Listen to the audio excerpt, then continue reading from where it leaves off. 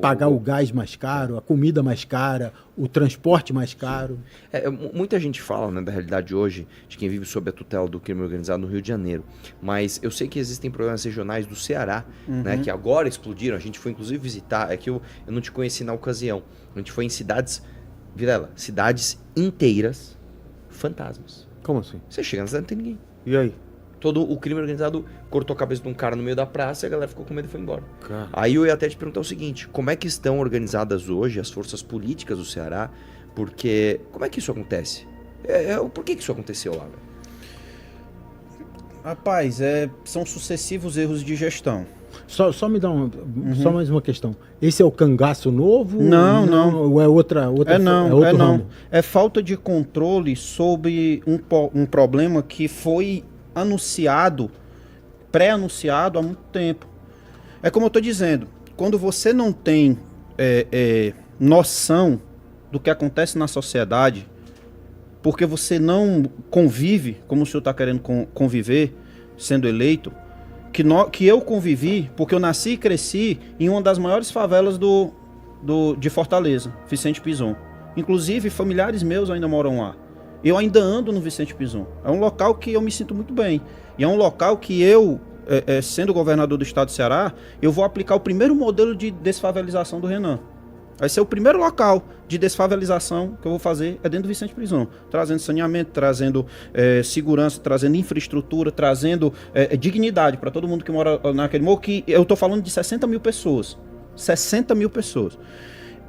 Agora, quando você coloca em gestões estratégicas, o senhor sabe muito bem disso, que é a gestão de segurança pública, pessoas desconectas da sociedade e dos problemas sociais, você começa a tomar diversas decisões a nível gerencial.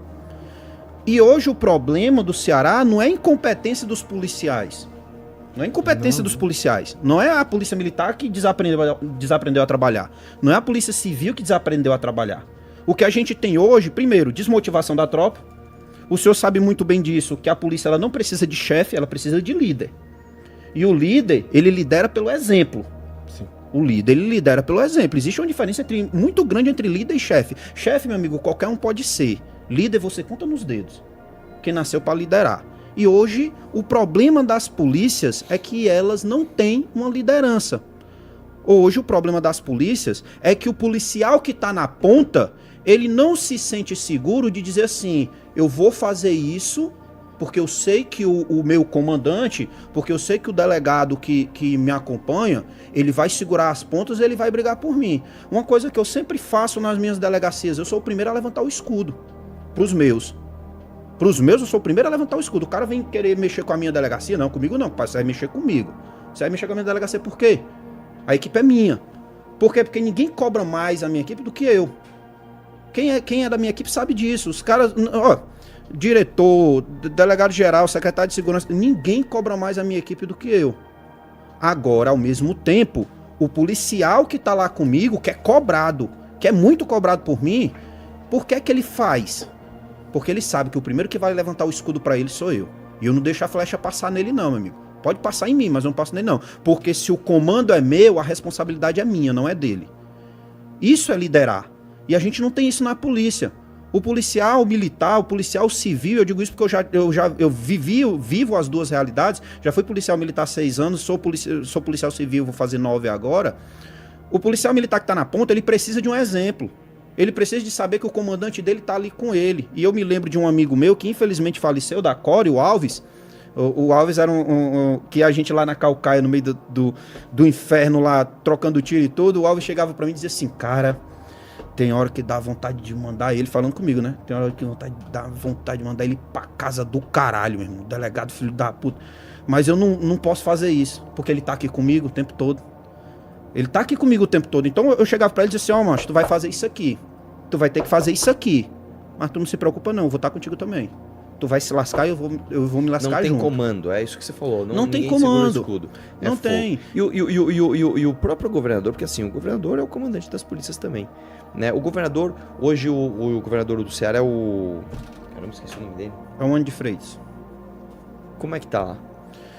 Cara, assim, existe uma antipatia natural das polícias com governos de esquerda. Essa antipatia natural.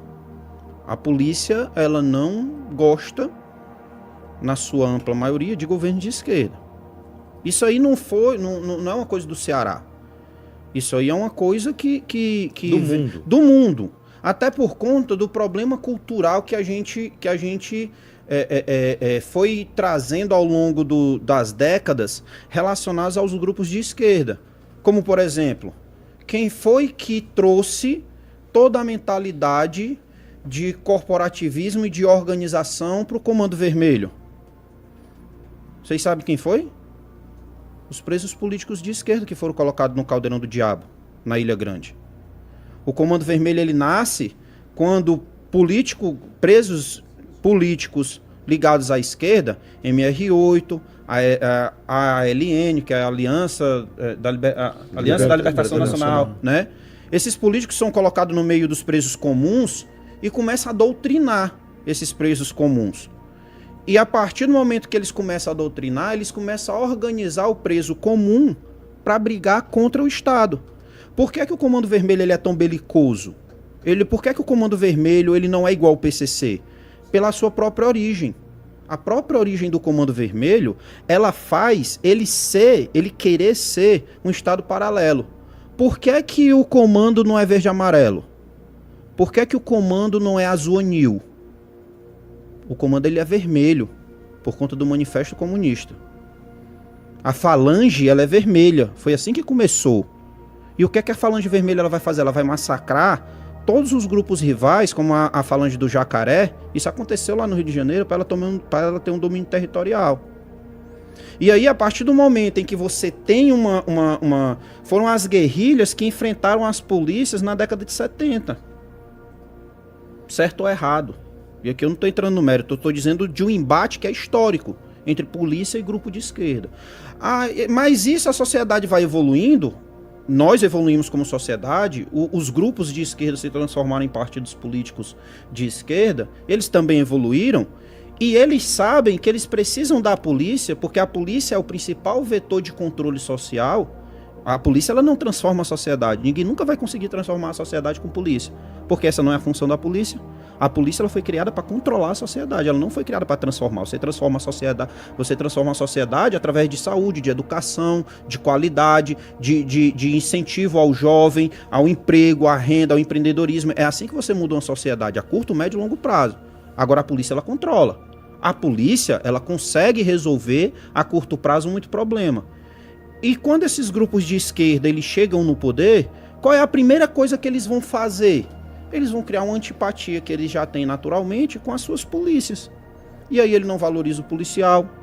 E aí ele acha que está valorizando o policial, dando viatura, dando armamento e dando prédio bonito. E não se preocupa com o ser humano policial. Porque atrás do policial tem um ser humano também. E aí quando o policial entra no embate com o bandido, vai se preocupar com o bandido. Vai se preocupar com o bandido, ele não se preocupa com o policial, que podia ter morrido ali. Quando o policial morre, quantos governadores o senhor já viu em velório de policial? Nenhum.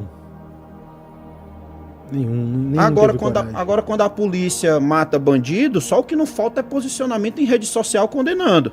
Por quê? E o policial quando morre? Cadê os governadores? Cadê os prefeitos? Cadê os políticos? O pessoal só veio falar dos 3 policiais, dos 5 policiais que morreram na ação do Rio, foi 5, não foi? Depois morreram mais 2, né? Da ação do Rio, porque viram que a população apoiou. Até os veículos de imprensa frearam.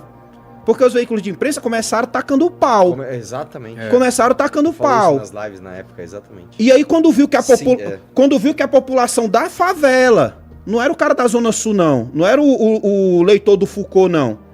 Era quem tava no meio do veneno.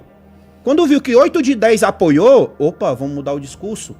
Aí o Lula manda logo o ministro vir para fazer ação integrada com o pessoal do Rio de Janeiro, mas não foi extermínio. Já mudou. Por quê? Porque o pessoal não tá preocupado com a população, o pessoal tá preocupado com o voto. Como o pessoal tá vendo que foi bem visto pela população, opa, vamos tomar o protagonismo aqui também, governo federal. Então esse é o problema. Entendeu? Então, enquanto a gente não tiver um governador que de fato abrace, e não é com farofa, não. É com sentimento, que o policial veja que o governador tem uma empatia com ele. E que é um exemplo aqui, não é nem nosso aliado político, mas é um exemplo, o Caiado. As polícias sentem confiança no Caiado em Goiás. Ele não é unânime, ninguém é unânime. Nem Jesus Cristo foi unânime. Mas as polícias, elas sentem uma certa confiança no Caiado porque ele pega pra si a responsabilidade. Ele levanta o escudo pro cara.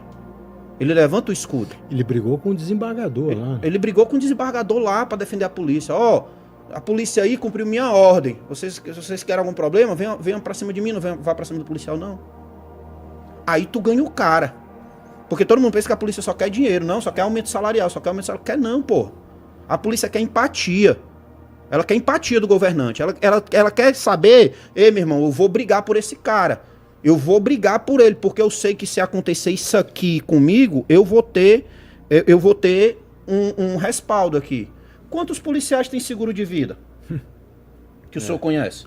Esse seguro de vida é pago por mim, porque o Estado não dá. O Estado era pra dar seguro de vida pra todo policial, pô. O cara tá arriscando a vida dele todo dia. Aí quando esse policial morre, quem é que ampara a família dele? O policial delegado que perdeu a perna no Rio de Janeiro, naquele confronto. Tem as imagens, a tudo. A prótese dele tá R$800 mil. O Estado até hoje não pagou. Caramba. E a apólice de seguro do policial não contempla a prótese. Ah, pelo amor de Deus. Então, tem que fazer uma Que vaquinha absurdo, pra esse cara. Fala com ele, vamos agitar isso. Levantar uma vaquinha, a gente ajuda aqui também. A gente ajuda aqui também, claro. Eu duvido que a gente não levanta isso pra ele. Junto, com duvido. O Pode cara pegar tá o lá, contato dele, andando de fala com ele, muleta, vamos tá fazer. lá, e ele necessita da prótese, que ele é um cara grande, forte, então ele tem que ter, de muleta ele vai ficar prejudicado muito. Ô, Homer, manda pergunta sobre o assunto aí. Vamos lá, tem algumas perguntas que já estão aqui separadas. Tem a pergunta aqui do Carlos Henrique. Ele mandou o seguinte, ó. Eu queria entender uma coisa. Quando uma facção começa a controlar bairro, comércio, transporte, internet e até quem pode entrar ou sair da comunidade, o que ainda falta para a justiça intervir nessas situações? Leis. Leis que, de fato, dê poder para o Estado resolver o problema. É aquele grande problema que eu vinha falando lá da questão da casa. Não adianta a gente querer resolver o problema da parede se o problema maior está no alicerce. Hoje, o policial ele tem uma dificuldade muito grande, legislativa, e isso foi virando uma esquizofrenia jurídica. Ao ponto de certos ministros do STJ defender que o policial não podia mais proceder uma abordagem no meio da rua se ele não tivesse uma fundada suspeita. Deixa eu só contar outro absurdo e fazer uma pergunta pra você. Aqui no Brasil teve caso de traficante de droga que foi pego pelo GCM e a prova foi anulada porque o GCM tecnicamente só pode cuidar de patrimônio. É esse o nível. Agora, eu vou até aproveitar pra falar com ele, que é o seguinte, você foi afastado pelo governador. Conta essa história. Essa história faz parte justamente disso. Por que facção domina o território? Porque quem combate muitas vezes sofre injustiça. Conta brevemente, se puder, o que aconteceu com você. Não, assim, eu sempre fui conhecido no estado do Ceará por ser um dos delegados mais combativos que tinha dentro do estado. E muitos diziam, né, modéstia à parte aqui, muitos diziam que eu era um dos melhores delegados do estado do Ceará. E eu deixei de ser um dos melhores delegados para virar o pior. Quando?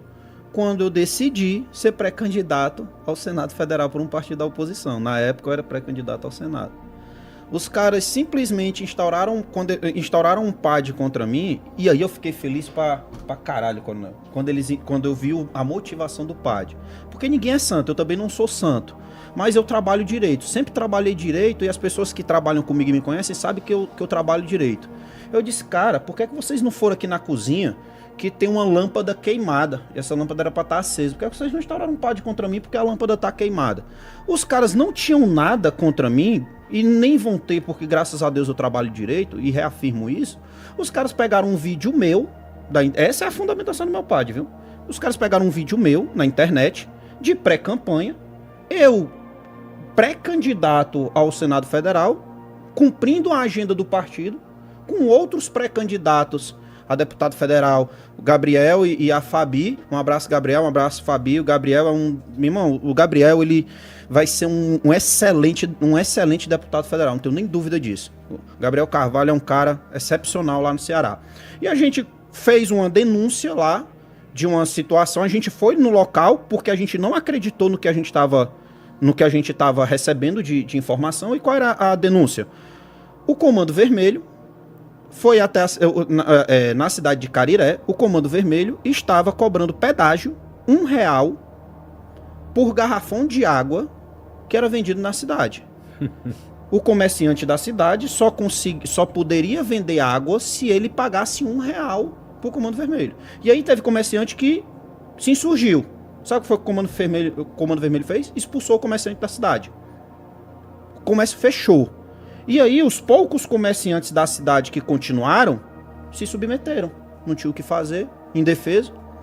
E aí a gente foi na cidade e o comerciante me disse, eu quero morrer agora se eu estiver mentindo. O comerciante me disse, doutor, esse garrafão de água aqui, ele custava R$7. Agora ele custa 8. Porque R$1 tá indo pra facção. E eu não posso fazer nada. Meu irmão, eu como policial, eu tava até falando, dava vontade de tacar minha cabeça na parede de ódio com aquilo ali. Aí a gente mostrou essa situação num vídeo falando sobre o problema de segurança pública. A gente tava criticando o modelo de segurança pública. Aí os caras pegaram isso aí e utilizaram como fundamento para me afastar do meu cargo. Eu tava com um monte de interceptação telefônica e operações qualificadas na área da Grande Messejana em andamento. Como eu sabia que eu ia me desincompatibilizar em julho pela questão eleitoral, 3 meses antes da eleição, eu tava acelerando essas operações policiais para não deixar serviço pela metade, porque se tem uma coisa que eu fico puto é de deixar serviço pela metade. Eu não deixo serviço pela metade. Os meus inquéritos têm começo, meio e fim. Então eu tava fazendo das tripas coração para acelerar todos os procedimentos criminais que eu tava conduzindo contra a organização criminosa, e os caras simplesmente me sacaram da delegacia por perseguição política. Aí me diz aí, como é que eu faço propaganda pré-eleitoral, né? Divulgação pré-eleitoral, como partido de oposição, se eu não criticar um modelo do qual eu não concordo? Porque se eu concordasse eu não era oposição, se eu concordasse eu era da situação. Como tem diversos delegados da situação, muitos deles meus amigos, que eu não critico o cara de estar fazendo propaganda pro governo. Ele apoia aquilo ali, ele acha que aquilo ali é o correto, viva a democracia. Só que o sonho do oprimido é virar o opressor, principalmente quando ele chega no poder. E hoje é o que a gente está vivendo. Entendeu? O oprimido, entre aspas, agora é o opressor. E hoje eu tô afastado das funções, ainda, e ainda tentaram vender aí que eu estava afastado das funções por questão eleitoral. Não, eu estou afastado das funções por punição disciplinar. Para deixar bem claro aqui, hoje eu não estou trabalhando. Aí sabe o que é que está acontecendo? A sociedade continua pagando meu salário. Eu continuo recebendo o meu salário. Afastado. Isso é um absurdo. Eu querendo trabalhar. E a sociedade está pagando. Os tributos da sociedade continuam pagando meu salário. E eu não estou sendo aproveitado por perseguição política. Entendeu? Quem precisa trabalhar também é o Homer aí. E o pessoal está reclamando que o coronel está falando pouco. Faz pergunta.